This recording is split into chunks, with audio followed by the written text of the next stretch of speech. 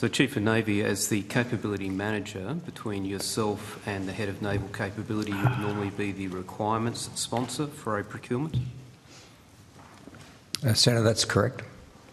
So, Admiral Hughes, at the combined naval event in Farnborough in May, said, and I quote, "The government has already decided that the 4 exemplar designs meet our capability needs, so I don't need to develop requirements because government's told me if you pick one of those 4, we're happy with that," end quote. And he said later, "But what the government is saying to us is if it's good enough for another navy, it's good enough for our navy." Minister, who within government has the competence and the technical understanding to understand the threats that our navy is facing and to override Chief of Navy and his Head of Naval Capabilities obligation to set the requirements for the procurement of warships for the Australian Navy?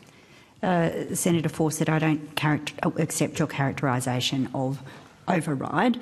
The facts are that a recommendation was provided to us by the IAT and the government has accepted that recommendation. Chief of Navy can talk with you about the involvement that Navy has had in this process, but we are stepping through the recommendations that have been provided to us as part of the review of the surface combatant fleet.